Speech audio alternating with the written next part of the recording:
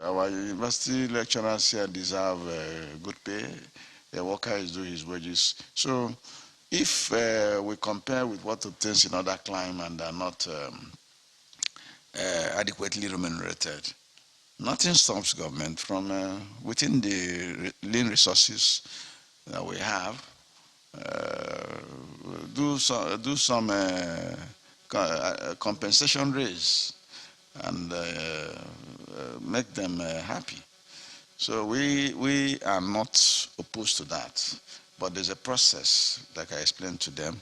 The process is that the committee, internal committee in Ministry of Education, headed by chair of pro-chancellors, will submit their report, and the report will be looked at by the officials of the ministry in conjunction with the National Salaries, Incomes and Wages Commission, so that they make sure that none of the allowances so proposed runs counter to government extant fixtures. Say, example, if you are talking about per diem for university lecturers, you will not make it different or be above what is in the Eastern Circle. These issues we are discussing, we can resolve it in 1 week.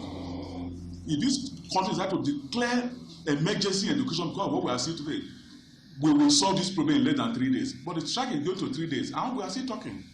Nigerians want to see action. The students want to see action. My members want to see action. I also believe the general public want to see action. And I believe this can be done easily if the leadership of this country believe that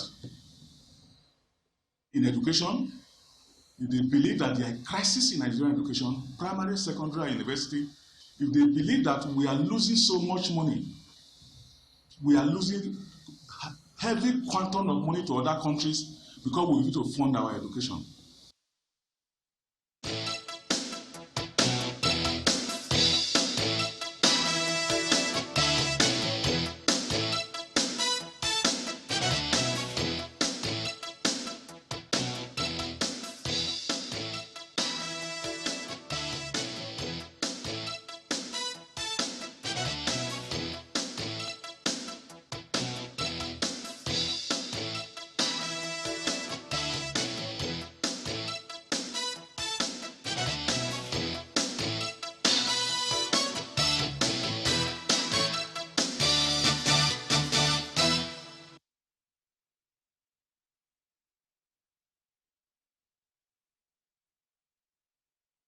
Is definitely the issue is definitely something still on the front burner. An update on the FG ASUU face-off, of course, what you have seen so far. The Minister of Labour and Employment has spoken, and ASUU has also spoken on their final position. Let's have some conversation with one of the state coordinators of ASUU, the zonal coordinator of ASUU Lagos Zone, Comrade Adelaja Odukoya, joins us this morning virtually. Thanks for joining us today. Thank you so much. Good morning. Yeah, we've been speaking most certainly about the issue, the space where the federal, the national body of ASUU has been speaking. First of all, what's your own take? How are the states addressing or approaching the same issue? Thank you so much.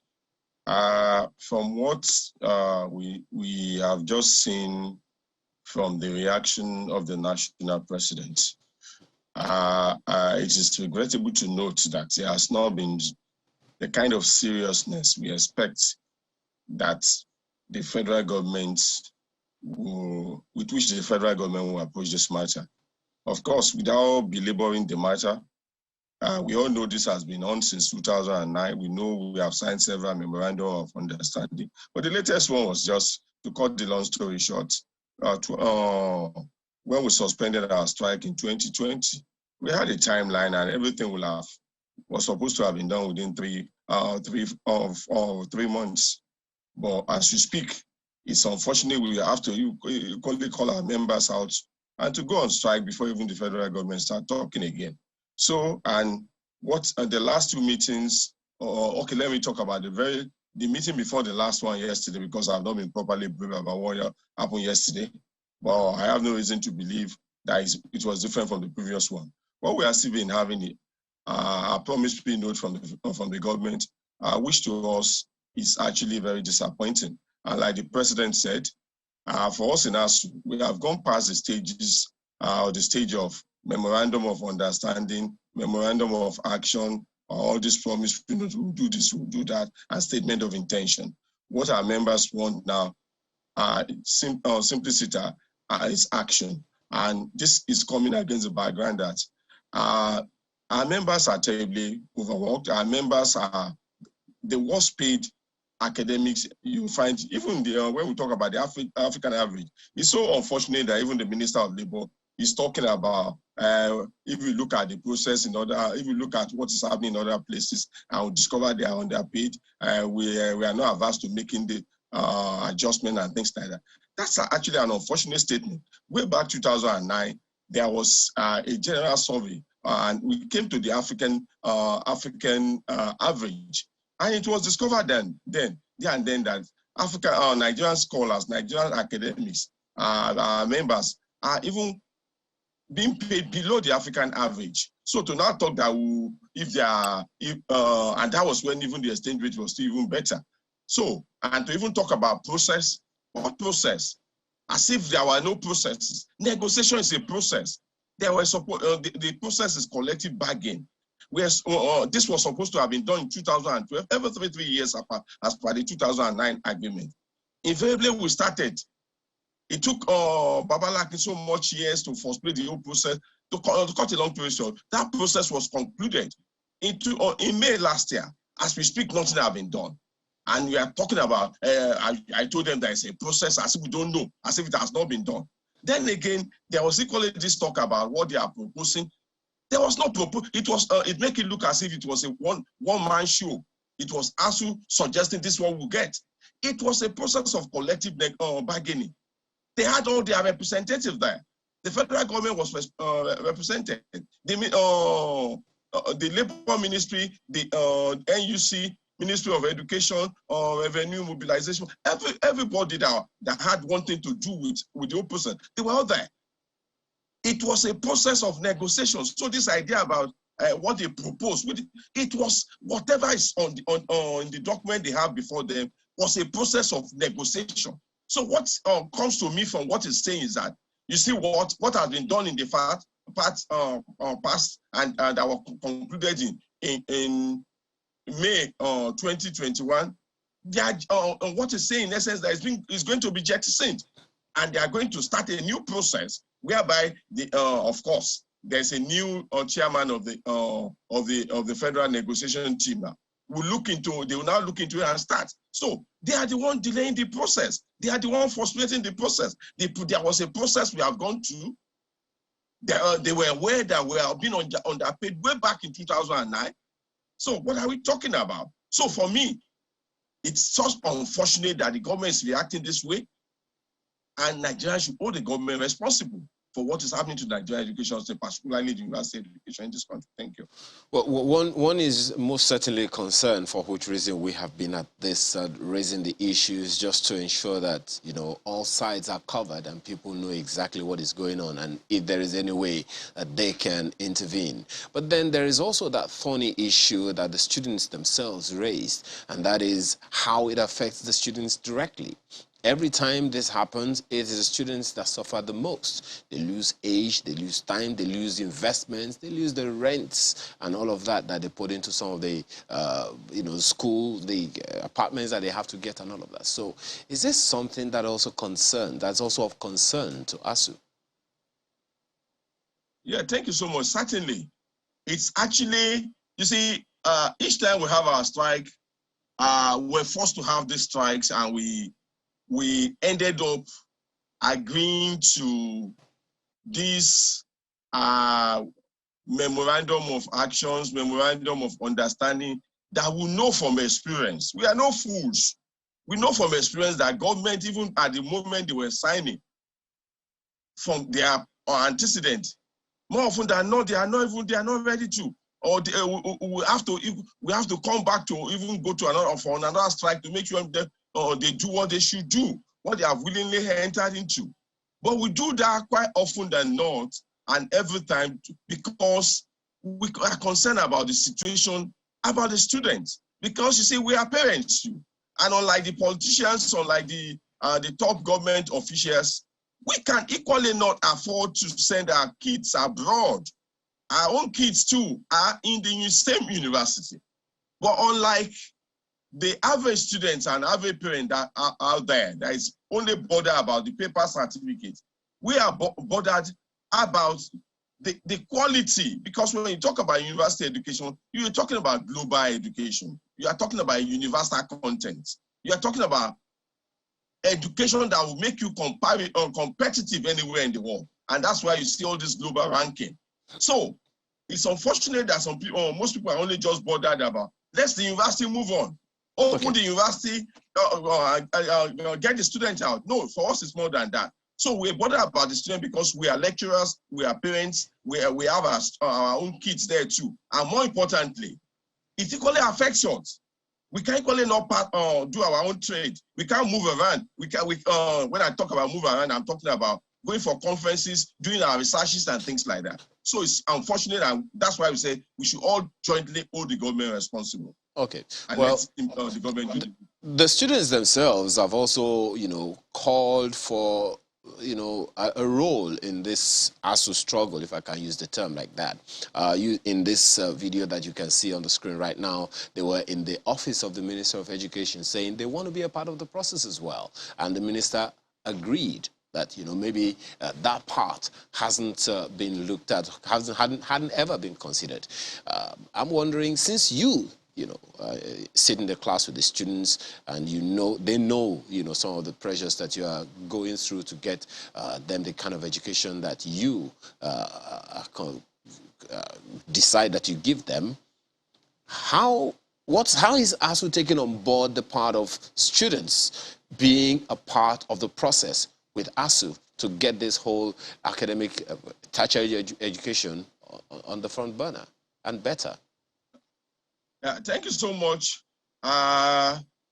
It's, for me, a welcome development because for some of us, as students, the battle ASUU is fighting today, we were involved. There was a synergy between the students' union movement, the labor movement, and when I talk about the labor movement, I'm talking about NLC, the civil society, and ASUU itself, such that we were all fighting for better condition in the university system and also the larger society. Because if you fight for just the university system and you're not bothered about what happened in the society, it will come back to haunt you. So, but something happened along the way. Our students became something else. They were no longer focused about what is happening in the university system, and ASUU was left and has been left to be the only person struggling for it. So, as an important stakeholder in the university system, the students are welcome to the on board to be part of the whole process, to be part of this struggle, to be part of the process that will make the government to do the needful, whichever way possible. So for me, it's a welcome development. And I think and for ASUU, it's not just about students. Comrade, just a second. Religious leaders have been involved, and we welcome them. They can't be a part of the process if they are not invited. Is ASUU going to invite the students' body to be a part of the process? Yeah, you see, it is the government. They've made a minister, and there is a negotiation between ASUU and the minister. The government. It is the labor ministry. We can't invite them. They are not member of our union. We can have consultation at an informal level to discuss. Yes, and we have always been doing that.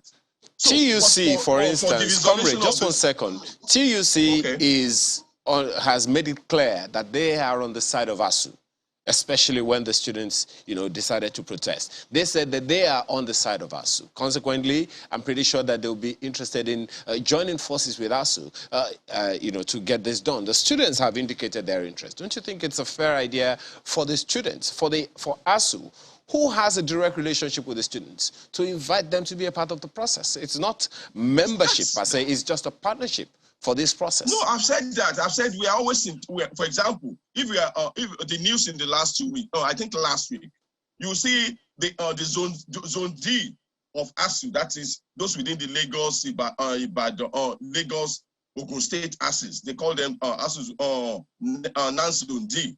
They had a press conference where they said they had a meeting with the Lagos zone, that's my zone there, of ASUU. And at the end of it, we discussed, and it's in the public domain. They released the discussion that we had a meaningful discussion and how to forge ahead. So that's what I'm saying. We're always discussing. We are partners. As a matter of fact, when we talk about scholars, students are part of the scholars. You understand? So that's what I'm saying. It is now for the government to invite them if they want them to be part of the process of negotiating this this settlement of this problem. But for us and our students, we are always engaging, and I've just given the example of the Zone D of NANS that had a meeting with ASUU Lagos Zone just last week, and it was in the media. Okay. Well, comrade, I'm a little concerned about something, and when I talk about these things, it's always about the future. The students today who are in tertiary schools, universities, and the rest of them, some of them will become lecturers in another 10, 15, 20 years from now. By the way we are going about this, the process so far, the number of the kind of situation we have on our hands when government and ASUU are not on the same page. What for you are the concerns if this same set of students become lecturers and they have to go through the same thing that you're going through? Yeah, it's actually the sad trajectory I was trying to paint the other time. As a student, I suffer this pain. And I have some of my colleagues there that even not 20 years, 5 years ago, when we were actually during the President Jonathan, they were students and they were complaining. But now they have joined on and they have seen what we're seeing. So the 20-year you are talking, yeah, it's the tragedy would be if we stop doing what we are doing, if we don't collectively force government to actually do what it's supposed to do, to be responsible in terms of actually making sure our education generally is the way it should be. There might not be a university where those people you're talking about will be lecturers, because we all know the state of our public primary and secondary school now. That is the way our university will have gone, if not for this struggle that it seems most of us don't seem to understand. And again, people talk about the private university. The figures are there. Yes, they open every time, but again, even when you go and look at the statistics, how many percentage of the students are going there? And when they even finish there, where do they come to do their masters and things like that? So these are the issues. If the struggle we are waging at the level of ASUU, other students and other stakeholders don't join us, I'm afraid 20 years down the line, those students may not have a university where they may be lecturers. So are you saying then, sir, that this entire strike, this 1 month warning strike, it does look like it's going to be exhausted before we eventually see a call-off? And we don't even know if it's going to be extended. From what you can see, from the level of engagement that you can see, do you think it will be called off before it is exhausted? I don't have all the facts of, for example, about the meeting that I don't even have the facts of what happened yesterday. I don't know what will happen with the 4 weeks I've done. Like the president said in that interview that was aired, these are things that could be settled within a week. So I don't want to be speculative in terms of saying what will happen after the 4 weeks. As of today, I made it clear the government have not actually done anything meaningful to actually give hope that this strike will not be rolled over. But again, 1 week, like the president said, is enough to do the miracle and things like that. The facts are there. There are no new things. It's just for the government to do the way they attend to their own personal things that personally favors them. If they face education that way, and this issue to be resolved. So until the end of that 4 weeks, I will not be in a position to say what will happen. So you do believe that the 4 weeks might be exhausted before we see a call-off? I've not said that. I've said I don't have all the facts and I can't predict the future. It's possible. What is certain is that if the needful have not been done, if government have not done the needful, it will be rolled over. But it's possible within the time left, that because we still have more than a week, and the government have made it clear that within a week, all this thing can be fixed. So if it is fixed within 1 week, or the next 1 week, why roll over? There will be no basis to roll over. So that's what I'm saying. It is difficult for me to say this is what will happen until we assess what happened at the end of the 4 weeks or before the end of the 4 weeks. Can you tell us in very clear terms what the take homes now, what you think really needs to be done in the 1 week? We know that, you know, the list of things that need to be done are quite a lot in general from the 2009 agreement. But what are some of the basics that ASUU is asking for before going back? Thank you very much. And I will be very honest and frank with you. The signing and implementation of the 2009 renegotiated agreement, that deals with our condition of service, that is non-negotiable for our members. I repeat, the signing and implementation of the 2009 renegotiated agreement that deals with the condition of service of members is non-negotiable. And two, the immediate deployment of UTAS in replacement of the obnoxious, oppressive, and exploitative IPPIS that even government agencies, the Auditor General of the Federation, have shown clearly how it has actually encouraged corruption rather than actually stopping it. Those two things are non-negotiable for our members.